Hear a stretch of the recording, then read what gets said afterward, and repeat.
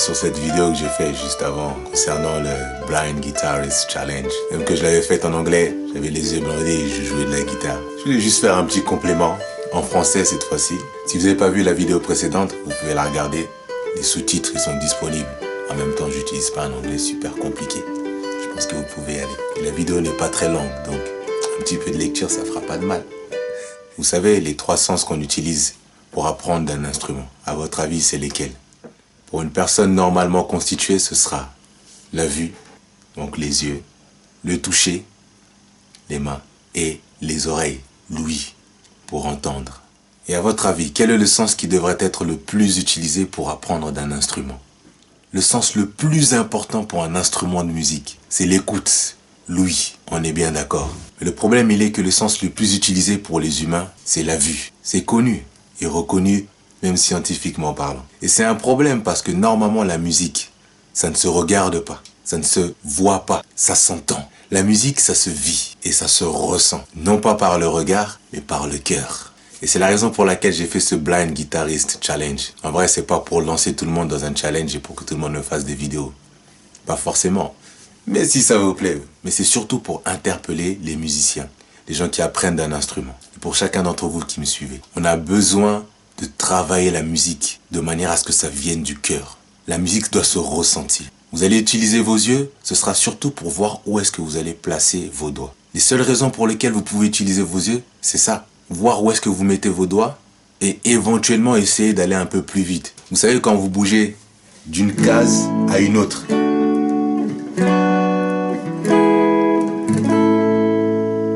il est clair qu'au début, vous aurez besoin de voir de manière à ne pas vous tromper de case et de ne pas jouer de fausses notes. Mais très vite, il faudrait que vous vous entraîniez à ne plus trop regarder. Parce qu'en vérité, vos doigts, ils savent déjà, ils sont capables de sentir où est-ce que vous les positionnez. Vous êtes capable de sentir les 6 cordes de votre guitare et de sentir le début et la fin. Si vous êtes capable de faire ça, vous êtes aussi capable de jouer sans regarder. Retenez bien ça, les amis. La guitare, la musique, ça se ressent. La musique, ça se vit. Et ça doit venir du cœur. La musique ne se regarde pas. Et c'est une erreur qu'on fait tous. Celle d'être omnibulé par son manche, par la position des doigts. Et sans s'en rendre compte, on se déconnecte de la musique pour uniquement positionner ses mains sur le manche de la guitare et ne plus trop faire attention au reste. Et là encore, nos yeux nous trompent beaucoup. Vous savez, on utilise tellement nos yeux pour tout faire que finalement on est trompé par tout ce qu'on voit. Principalement à cause de nos convoitises. Imaginez un petit peu, il suffit juste qu'une personne rentre dans la salle pendant que vous vous entraînez à faire de la guitare, votre attitude va changer. Votre manière de travailler va changer. Il suffirait qu'il y ait une foule devant vous. Au moment où vous tenez votre guitare, vous risquez subitement d'être pris par la frousse et d'être paralysé par la foule, incapable de jouer. Et si une personne qui vous plaît et qui vous intimide entre dans la salle pendant que vous êtes en train de jouer, vous risquez de ne plus jouer pour ressentir la musique et désormais ce sera pour impressionner ou pour plaire. Et tout ça, c'est la convoitise des yeux. C'est la tromperie qui est induite par notre regard. Surtout en 2019, 21e siècle, à l'heure du numérique, à l'heure de l'apogée du dérèglement moral, à l'heure du m'as-tu vu, où tout est fait pour paraître. Bref, on a parfois besoin de se déconnecter. Et donc parfois faire les choses comme des aveugles, c'est pas plus mal. Ça nous pousse à développer d'autres sens. Un peu de déconnexion, vous voyez ce que je veux dire? Donc je vous conseille vivement de travailler votre instrument de cette manière. Vous regardez où est-ce que vous posez vos doigts dans un premier temps. Il n'y a pas de problème. Regardez. Dès que vous avez une bonne position, vous essayez de mémoriser. Mémoire musculaire. Vous savez exactement où est-ce que vous avez posé vos doigts et vous vous entraînez comme ça. De passer d'une case à l'autre en faisant un accord et en revenant. Ok? Vous faites ça sur toutes les formes d'accords que vous connaissez.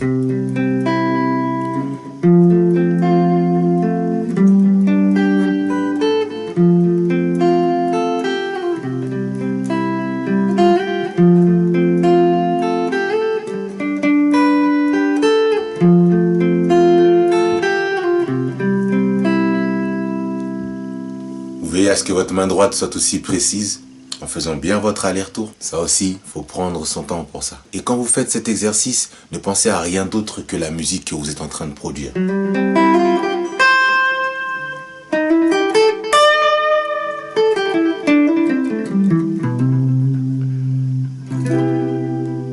Et vous pouvez tenter de vous projeter comme ça, en essayant de créer de belles mélodies. Et le plus difficile, ce sera le passage d'une case à une autre. Et si on revient donc dans notre style de musique, vous savez, le sébène et la rumba congolaise, toujours.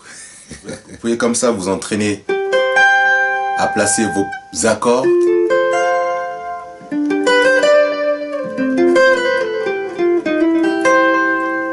Et à créer des mélodies comme ça vous vient. Si vous avez par exemple une idée dans la bouche, pa pa pa pa da pa da da da pa da pa pa da pa da da da pa pa pa pa pa pa pa da pa da da pa pa pa pa da pa da da pa da pa pa da pa da da.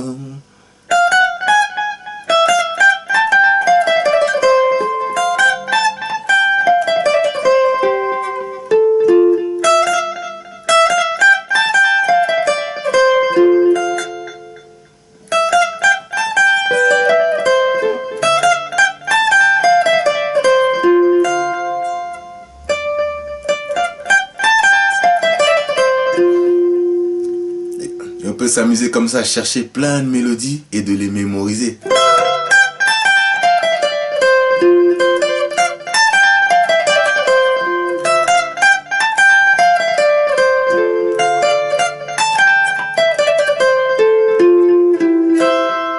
À l'accompagnement, ce sera pareil. Entraînez-vous avec des formes très simples. Encore une fois, isolez vos morceaux. Isolez la mélodie par tronçon. Et travaillez comme ça.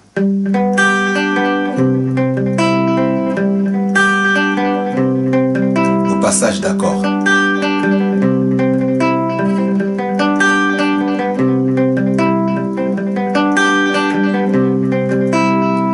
Et changement de case.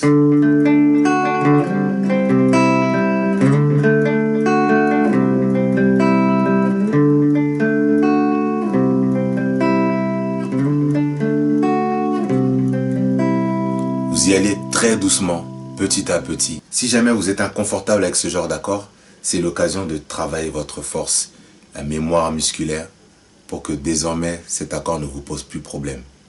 Que ce soit pour celui-là, je sais que celui-là c'est un grand problème. Les barrés, ça aussi c'est un grand problème. Corps mineur. Et vos arpèges, calmement.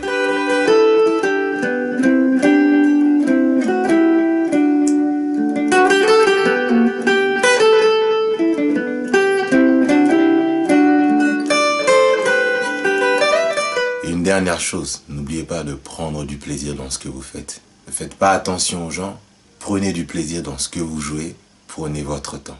Savourez la musique. En dehors des exercices de renforcement musculaire, du travail de la vitesse, de la synchronisation, etc. En dehors de tous ces exercices, quand vous prenez votre guitare, il faut que ça vienne du cœur, de votre âme, et que ça transmette un message. C'est tout ça le sébène concept que moi je vous enseigne.